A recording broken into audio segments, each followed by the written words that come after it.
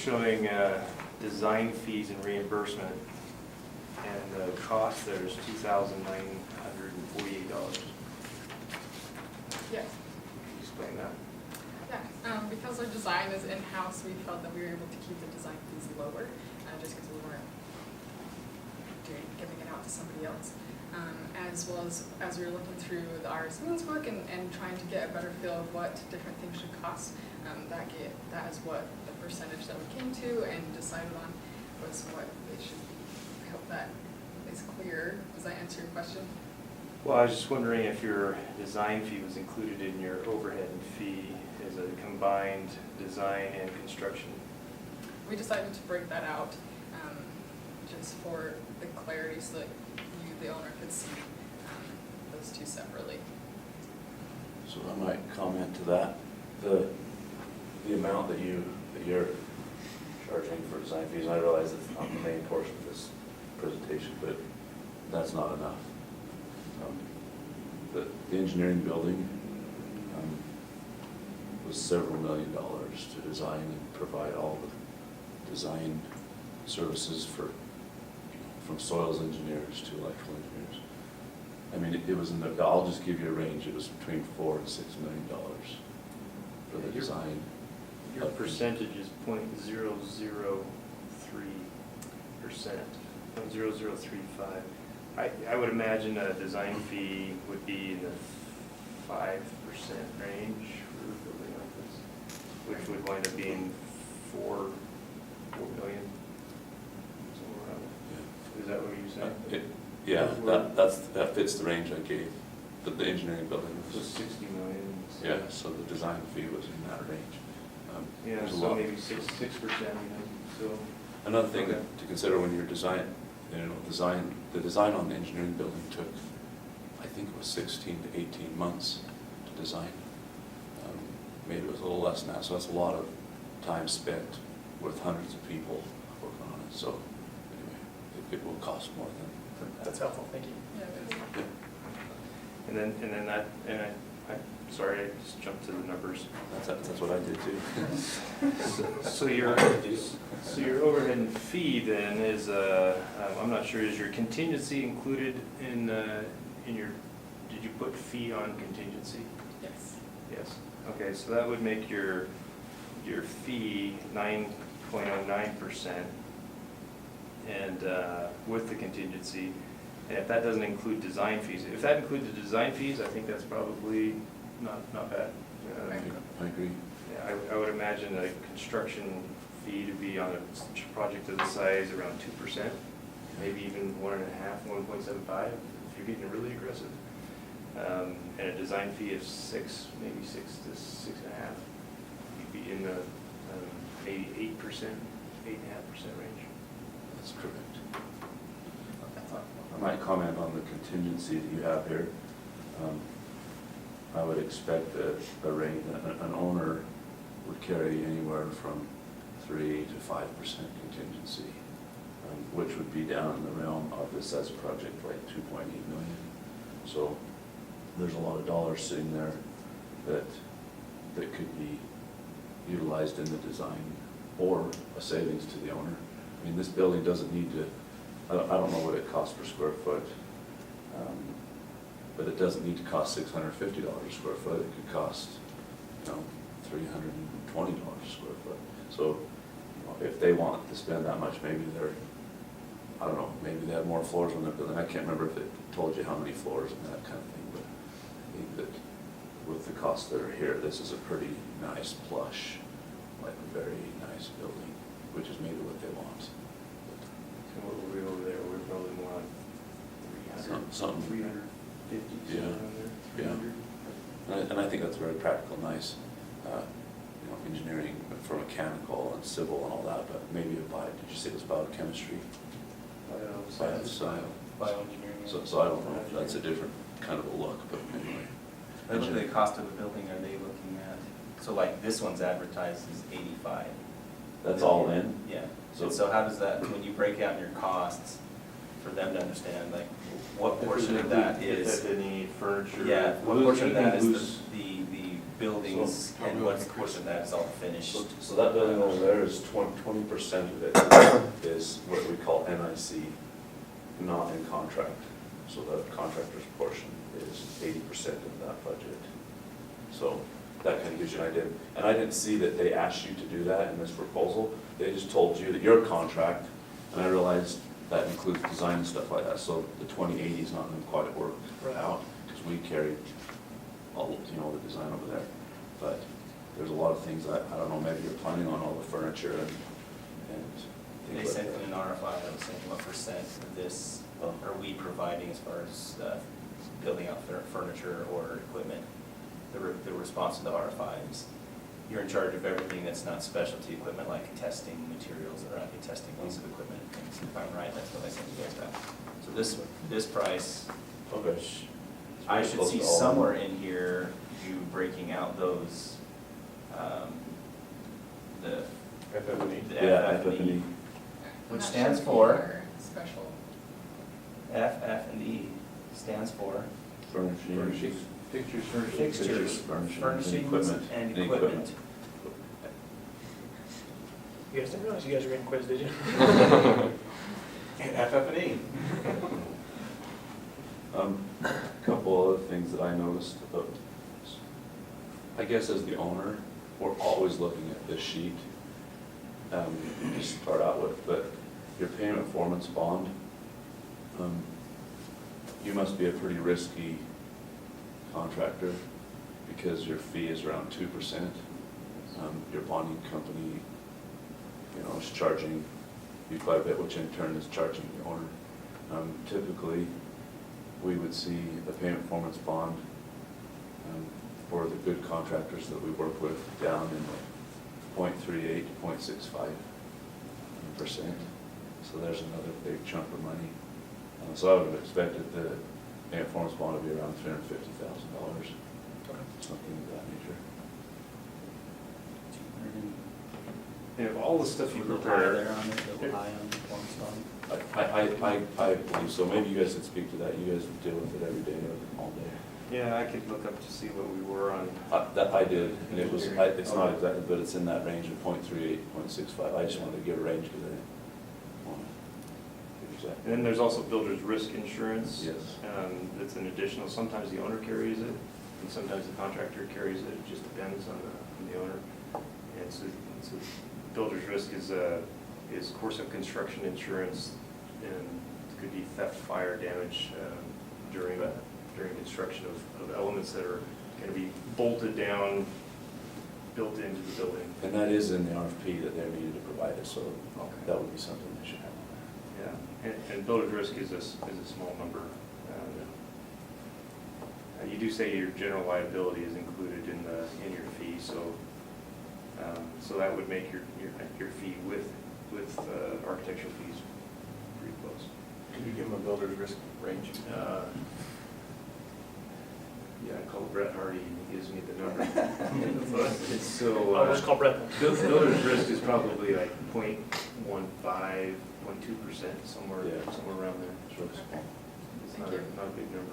These are good though, these are really helpful. Yeah, we can get you some more accurate numbers on those. Yeah, these guys would love if somebody that sees these numbers day by day, these guys are putting these numbers together based on an RS meetings book, and what that book says, and some That's things what it just you're says, told. all of this is, in the RS meetings is 0%. It's just out there in the Yeah. cloud, so. And Especially I've when always, it's well, related. back when I was 20 years ago in college, or just starting out in the industry, RS means, I always had to use the first number without the markups, just the raw number, because it seemed like the markups were way inflated. Yeah. I thought your general conditions was decent, 2.8%, and I didn't calculate that out, but it looks like it's 24 months construction, is that right? Yeah. So you're about 100,000 a month, so that seems about right. I think that's close to where we were on this one.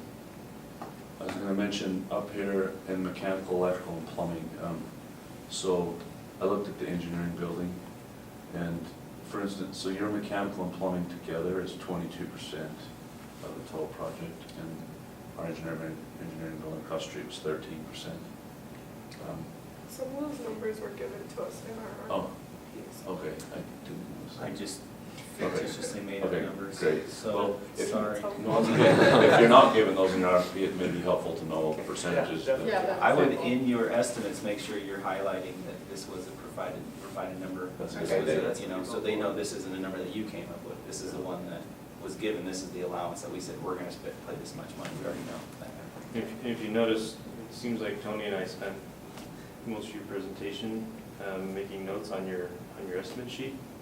And if you would put a column that shows cost per square foot all the way down, and then percentage of total all the way down, or just show your percentages down here for your fees. And I'd like seeing the percentages so you can see it. We don't have to do the math, and we can pay more attention to your presentation. But most owners, as you,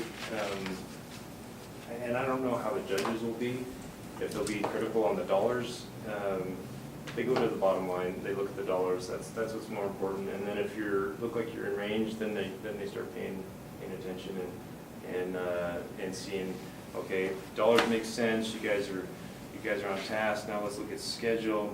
You guys look at the schedule, it looks like it's good, how's your logistics plan, and kind of go from there maybe. I have a comment about your cash flow. This is the cash flow of the engineering building. I just threw it on a graph last night, and it even though it has there's quite a bit of fluctuation up and down, it's more of a bell curve, and it doesn't follow, and I appreciate what you're trying to work with, but it doesn't follow like a specific event in the schedule, such as the skin or something like that, and it's more of a bell.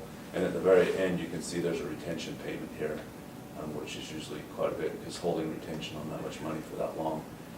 And on engineering, we're not closed out financially, so there's still yet another retention payment, but it won't be this big of a retention payment. Yeah, I mean, you can imagine that's 5% along the course of construction, so $60 million, that's $3 million payout for Yeah. retention. Another thing you have to think of when you're doing cash flow is that you got to burn through, in this case, $83 million in 24 months. So you've got to get it ramped up quickly, and that's not to mean just submit the pay app, but you got to get the work moving. So it felt like in the cash flow that the work was going too slow for the amount of money that you had to burn through. And you made it up with some really big spikes, but in reality, that is reality. It won't be that way. I wrote down the exact same thing. Cash flows are typically bell curves, and so, and the reason being is you starting out with one trade, earth and lumber starts, and then you got rebar and concrete, and so you've got a little bit of cost, then all of a sudden you've got a lot of trades coming on site. In the middle, your manpower your flow chart as well, you can project those as well. It follows that bell curve the same. Your steel is going to be happening, even though it's not happening on site.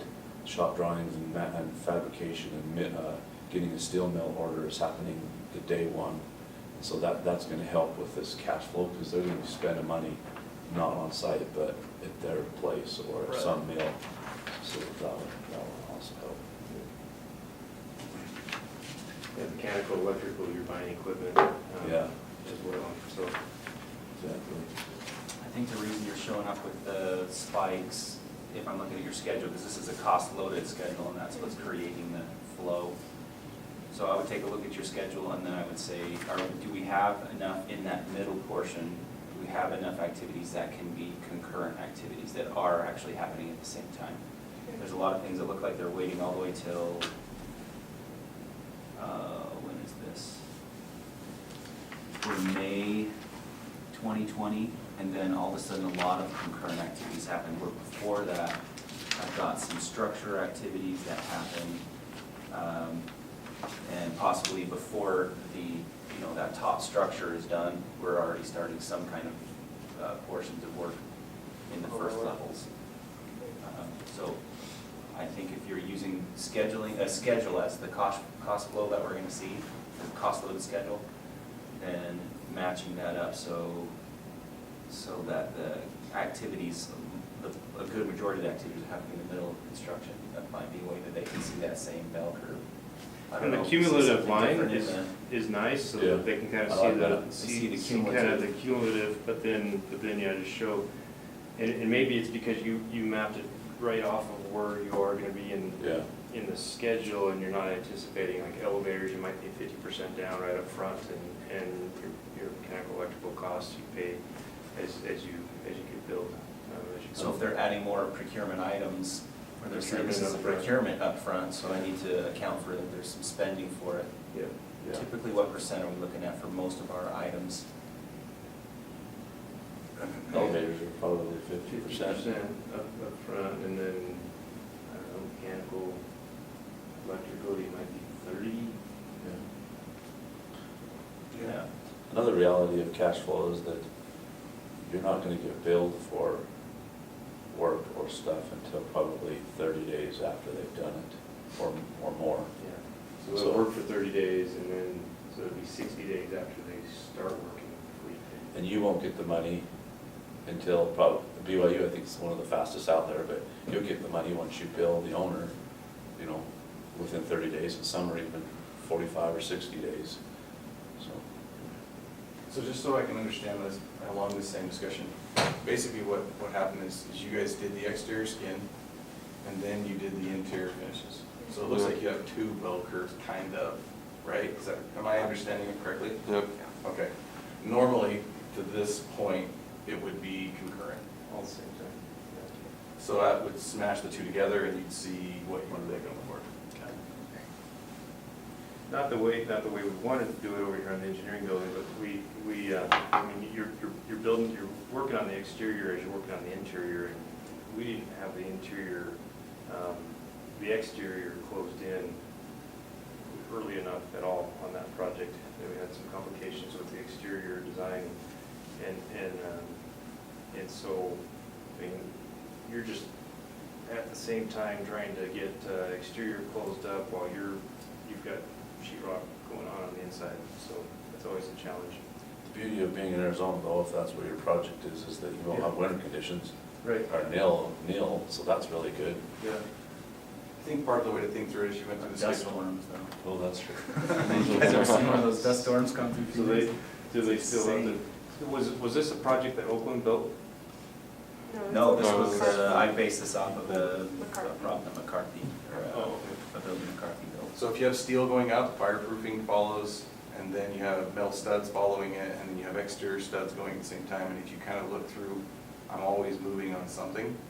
Now, when you talk, what Greg just mentioned, you know, I may not put my cabinets in as soon, but I'm still always working on those finishes.